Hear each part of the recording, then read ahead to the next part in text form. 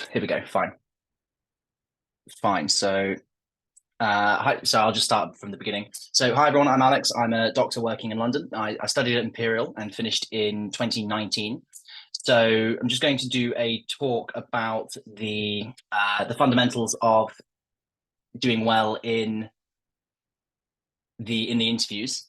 So I'm just trying to get my slides to start. Here we go. Fine. So it's up here. So I've just got here the overview of the medical training after you finish university, and this is kind of the stage that I'm at. So after you do your 2 years, you do 3 years in either basically medicine or surgery or ONG or GP, and I'm in the third year of that. So about to start specialty training, hopefully in neurology eventually.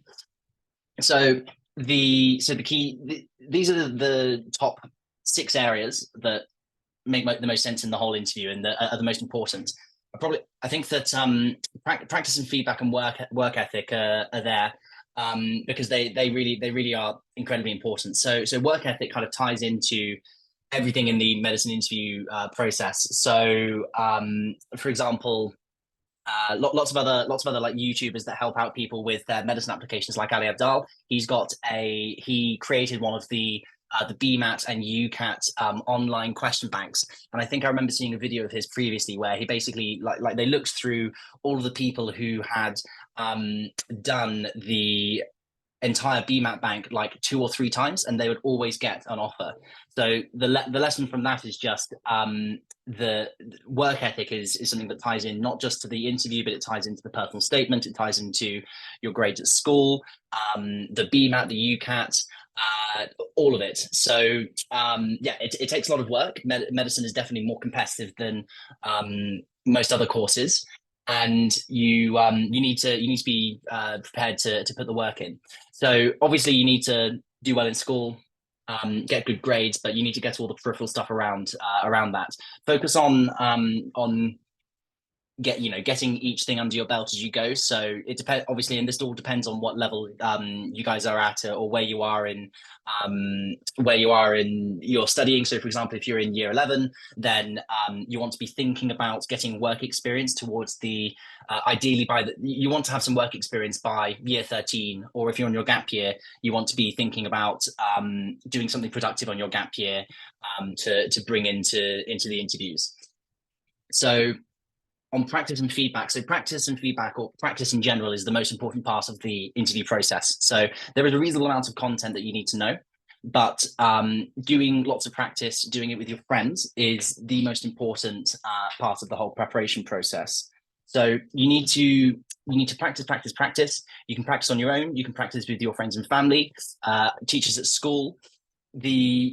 A lot of you'll find that after you get a lot of practice done, you'll become a lot more fluid with answering your questions. And for a lot of people, if you didn't have, say, a selective school, this is like the first time you ever have to advocate for your ability, or you're selling yourself properly. I think when I was at school, like I'd interviewed casually for a couple of like part-time jobs in pubs and in restaurants, but it's a lot more serious. It's a lot more regimented in the medicine interviews, and it can feel a bit uncomfortable actually, sort of initially, like confidently saying, "Oh, I'm a good candidate, and you should choose me," because you haven't had to do that before, and you might feel like you're being arrogant, but essentially saying confidently that you have certain skills and attributes that are a good fit for what this university is looking for is entirely fair enough. And that's the difference between, say, confidence and arrogance. So arrogance is when you're sort of inflating your ability beyond what would be reasonable. So saying, okay, I'm a fantastic doctor and I know everything that I need to know about this specialty, etc. You want to work within your remit and say confidently what skills and experience you have. But practice is very, very important. You want to be practicing as much as possible. So normally the interviews for most medicine courses happen from November through to March.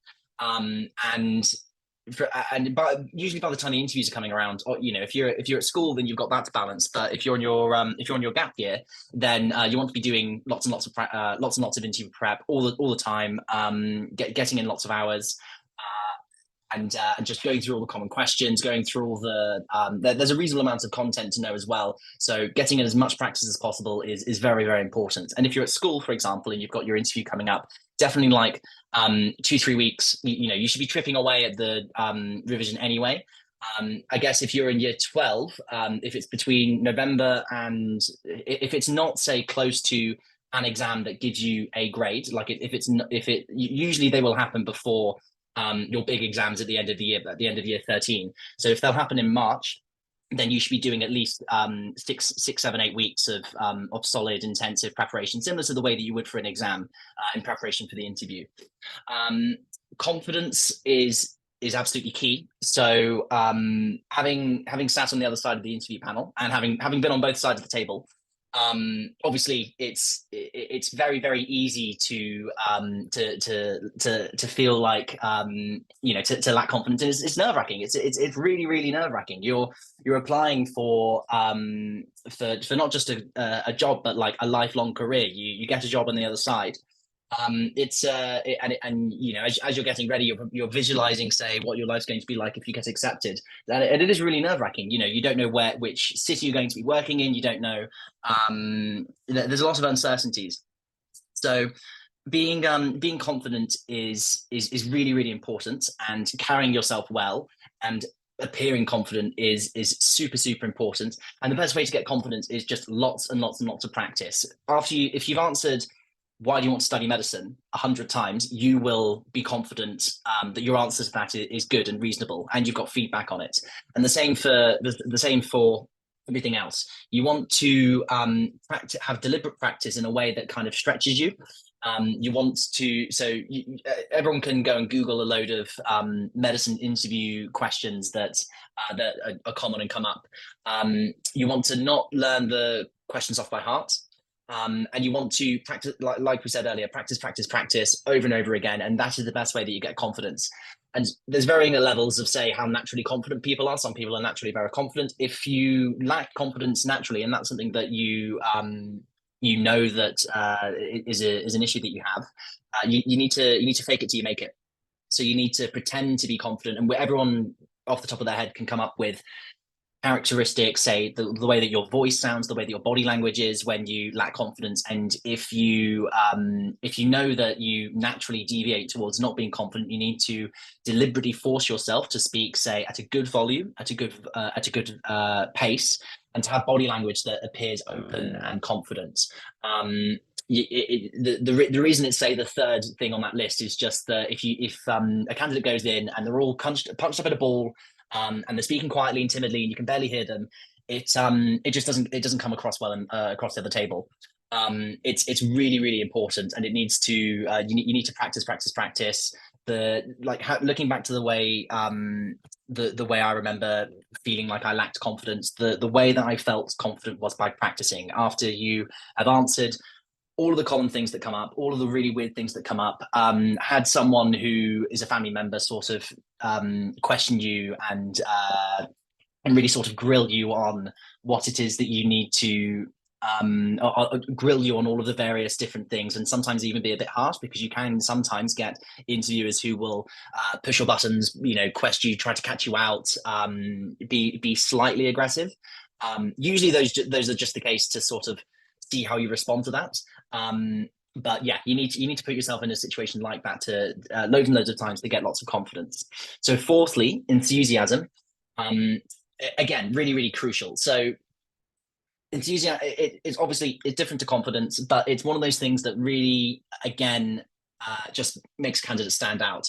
And obviously there's some overlap with confidence. Say, for example, someone who smiles all the time appears confident, but enthusiasm is different in that you need to make it seem like you're just kind of happy to be there. You're happy to you've clearly got a lot of joy from all of the experiences that you've had.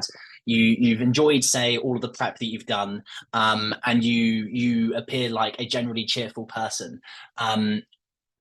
Again, so similar to confidence, it is one of those things where if someone appears enthusiastic and they appear chipper and they appear sort of bright and cheery, etc. It just comes across very well on the other end of the table. It just makes you a lot more affable. The interviewers, you generally want the interviewers to like you, and it's one of the best ways to get them to like you. And one of the best things for enthusiasm is to smile. Obviously, you want to be smiling in the right context. Don't be smiling when you're talking about something very serious in sort of a medical ethics situation. But and again, similar to confidence, if you find yourself naturally deviate towards not being enthusiastic, or you find it difficult to get across your enthusiasm, you need to fake it till you make it. So you need to practice smiling. You need to practice talking cheerily about what you talk about. There's one really good example for enthusiasm where there's this guy called Ramit Sethi, who wrote a really, really good book called I Will Teach You to Be Rich. But he does like he has a YouTube channel where he goes through coaching people for their interviews, and he gets this guy who naturally just has a monotone the entire time, barely ever raises his voice about anything, doesn't look very interested to be anywhere. And he gets him to talk about his favorite coffee place. And as soon as he starts talking about his favorite coffee place, suddenly the variation in the tone of his voice just changes massively. The variation in the speed, he just brights up, and he's going, he goes from just, clearly not enjoying himself, talking about his job and all the things that he does well in his job, to like lighting up and talking about how the coffee is amazing, and all the different types of coffee that they use, and all the different ways that they make the coffee, and the interior design, etc. You wouldn't believe, blah blah blah blah blah. Point being is that they got them to talk about something that they're really interested in, and suddenly they became way more enthusiastic. They just had this massive wash of better vibrations putting across. So again, if you find yourself find it difficult to be enthusiastic about what you're talking about, or you find that difficult to get across, then pretending like you're talking about something that you are ridiculously enthusiastic about, whatever that is, and applying the way that you would talk about that to medicine. Obviously, you probably are enthusiastic anyway, but you get what I mean. You're trying to inject a bit of enthusiasm into there. So fifth, core qualities table. So you don't want to be learning you don't want to be learning your questions off by heart. You don't want to be reciting, because one, you can forget what it is you learned, and two, you want to be able to, not all questions, even the common questions, can be phrased in different ways. So you need to be able to answer questions kind of off the cuff, but you want to be very, very familiar with the core content of what you're getting across. So all medical schools have a set criteria of information that or characteristics that they are looking for medical students to demonstrate, and it includes things like leadership and all your soft skills, as well as like integrity and honesty, blah blah blah.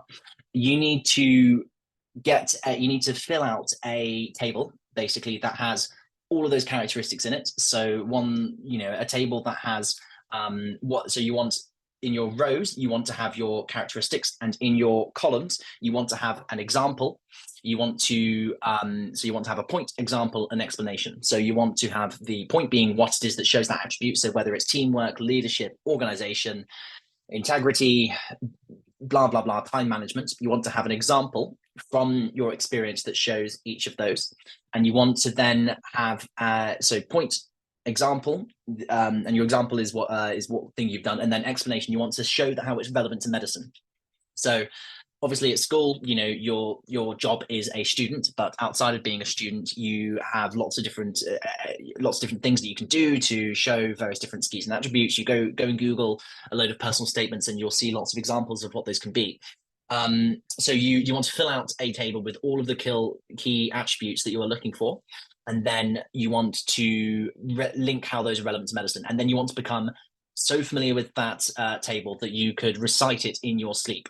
And the reason for that is that any time that you get asked any question in the interview, whether whatever it's about, show me a time that you demonstrated leadership, tell me about why you're good at XYZ, tell me about a time when you had to, I don't know, make a tough decision, or when something didn't go well and you had to respond to it appropriately. So you will then be so familiar with the examples and the evidence that you have to show that you're a good candidate, and how they relate to medicine, that you can then pull them out straight away. You want to, and that's how you can use those to structure the answers that you give on any sort of soft skills question. And lastly, so knowledgeability. There's a good amount of content that you need to know. So medical ethics, reasonable amount of content, NHS and current affairs, etc., etc., etc. So I'm just making sure that there's no one else. I just heard a noise. Fine. So you want to make sure that there's a good amount of content to know, and again, the best way to make sure that you know that content is so you can buy a couple of books on Amazon and then become very familiar with them. I'd say most of the content comes around medical ethics and NHS and common affairs. But yeah, it's a fair amount of content that you need to know and become familiar with, and knowing that content through and through is also very, very important. Okay, so communication skills. So point, example, explanation. So how I mentioned earlier, how you should have a core quality table. Point, example, and explanation is how you should structure your answers. So whenever you get asked a soft skills question, say, tell me about a time you showed leadership, you want to have a point, which is, oh, I had this situation, and then an example of the skill that you used in there, and then you explain how it links to medicine. You always want to have example of something you did, explanation of what you did, what you didn't, what skill you showed in that situation, and then link it back to medicine. And then number of points to make. So you should rarely ever give, unless you get, say, a very, very open-ended question, you should only ever aim to make, say, 2 or 3 points per answer, and aim to not talk more than, say, 2.5 to 3.5 minutes per answer. Sometimes, some of the medical ethics ones can go on for quite a while. You're doing a bit of thinking out loud, or you're talking through something specific, but aim not to make any of it's very, very difficult to listen to someone speak for more than 3.5 minutes non-stop, especially when you've got, say, tons and tons of candidates to interview on the day. Power words and active words. So the language you use in an interview is nowhere near the language that you use in real life. You want to like make it sound. You want to make it sound powerful, impactful, etc. You use words that you just would not use in day-to-day conversation. And the reason for that is that, you listen to, I don't know, a politician or a comedian, or let's say a CEO of a company, a lot of the words that you use are just kind of embellishing what the core products that they're selling, etc. is. So power words and active words, adjectives to just add a bit of pizzazz to your phrases are actually really important. So you need to become familiar with a good number of power words and active words, adjectives, and sprinkle them in where you can. And you can do a quick Google of power words and active words. I think that the best example of, say, using those is just Google any politician's speech and listen to the adjectives that they use there, or look at any CEO pitching a new product and listen to the adjectives. And those are the kind of like power words, active words that I'm talking about. You want to be using those. You want to become familiar with using those in your interview prep. Body language kind of touched on previously, but you want to be open. You don't want, so essentially the default stance in an interview, and it's kind of weird when you start thinking about it, because you start going, okay, what did I ever do with my hands when I spoke to someone? But I'll just do the default sitting position in an interview is hands like that, sat upright and facing the interviewer. You'll probably be in a chair, and the other thing is it's entirely reasonable to use your hands when you're communicating, like I'm doing now. Keep it within this box. So don't go frantically around waving your arms around like a mad person, but you want to have your hands within here. Absolutely fine to have your hands in front of you as you're talking through things. That's fine. That's natural. Last thing on body language is eye contact, which is very, very important for confidence and enthusiasm. The best way to do eye contact is basically to make sure that you make eye contact, because if you're not making eye contact, it comes across terribly. And 2, to kind of break up your eye contact, so you look directly at the person that you're speaking to. If you're in a panel, you share your eye contact evenly between everyone. But if it's one-on-one, you kind of break away your eye contact every, say, 5 to 10 seconds, just for a moment or two, just because, just so it doesn't seem too intense. Because when you're speaking to someone directly non-stop and they're making straight eye contact with you, and it doesn't and it never ever breaks, it does come across as a little bit too intense. Voice control, again, we spoke on previously, but You want to be speaking at a good pace. I personally spoke way too fast because I would be nervous, and I speak fast when I get nervous. But you want to make sure that you are clearly audible, speaking at a good speed. Those are the most important things. And again, with sounding confident. So sometimes you can end your sentence with an inflection up. So you can go, "Oh, I think this. I think this thing." Or I think this is the thing. So if you end on an inflection up, it sounds less confident. Whereas if you end on an inflection down, it sounds more confident. So, and ultimately, I think this thing, and ultimately, I think this thing. Just try to keep your voice at a nice consistent level. Okay. So confidence, enthusiasm, we mentioned your personal statement. You need to become very familiar with it. And on the day we're dealing with nerves. So I remember, yeah, it is nerve wracking. It's horrendously nerve wracking. And then on the actual day, when you go into the interview room, basically the entire experience that everyone has is it's really nerve wracking. But you feel your heart racing. It's incredibly nerve wracking. Again, the best thing for nerves is lots and lots of prep because you know that you have done this lots of times before. So that's the most important thing with nerves. But secondly, it will feel very nerve wracking until about the first couple of questions have been done. And then you'll kind of get into the flow of things. And then you'll spend less time focusing on, say, oh no, this is the day and I'm really nervous and I really want to do well. You'll get less focused on that. You'll get more focused on the actual content that's coming up. So honestly, after this first couple of questions are done, you will not, it will be nerve wracking going to there. You know, it's a whole thing. You go to the university, you do the interview. You walk up to the door, you go sit down, you're in a panel, whatever it is. It is nerve wracking. But after those first couple of questions are done, you will just get into the rhythm of all the prep that you've been doing previously. So common questions, there's plenty of lists out there. Don't learn them off by heart, but become very familiar with all of the common questions. Why medicine? Why this medical school? Why medicine, not nursing? All that stuff. Just be very familiar with them. Answer all of them. Hundreds of times minimum. Practice. Core quality table we mentioned earlier. Ethics. So ethics. Yeah. So 4 pillars are absolutely paramount. And that it's more substantial on the content side of things. So there are actually some hard facts that you need to know about confidentiality and abortion and euthanasia. You do need to be familiar with UK law and what the current laws are. Capacity, Gillick competence. You need to become very familiar with all of that content, and it's not an insubstantial amount of content. And you want to practice answering ethical situations. Usually, quite often with medical ethics, the most important thing is deferring. So whenever you get a situation, deferring to your 4 pillars. So always saying, well, if I think about it from a autonomy, from a justice, from a beneficence, from a non-maleficence, if you have a point to say about, if you can always think about how an ethical situation will balance with the 4 pillars. You do need to be I think that you do need to become you need to become familiar enough with, say, confidentiality to know that if someone is going to, so patient-doctor confidentiality can only be broken in certain situations, and you need to be familiar with what those situations are, because you could potentially get a situation where they say, here's XYZ, what do you do? But most of it say, there are a good number of books on that you can buy online, and a lot of good free resources around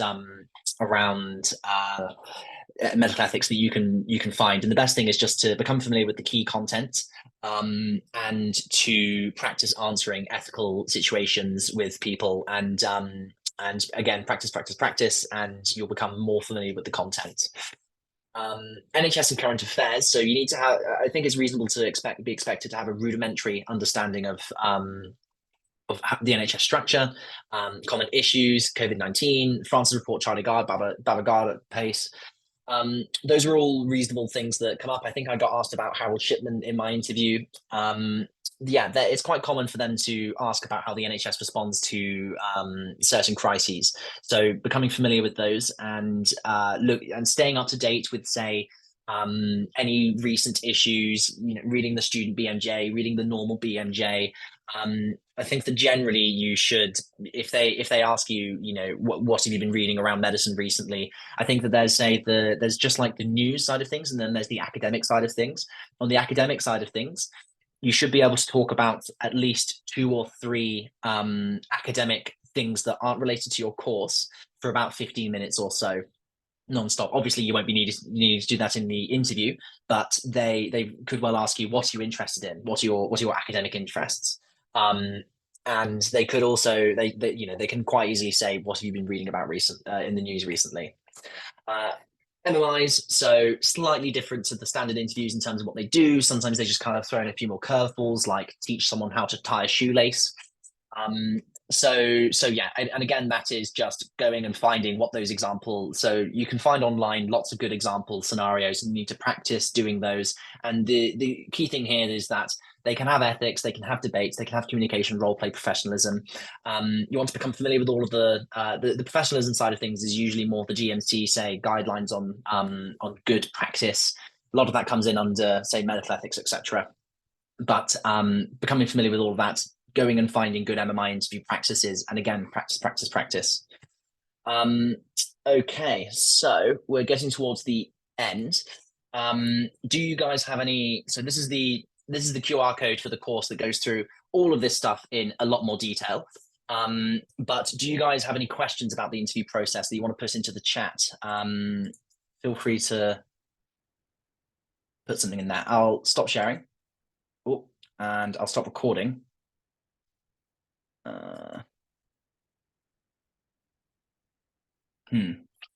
Where are we? Okay, chat. Here we go. Panel versus MMI. What's the main difference? Hang on. If I start, okay, I need to just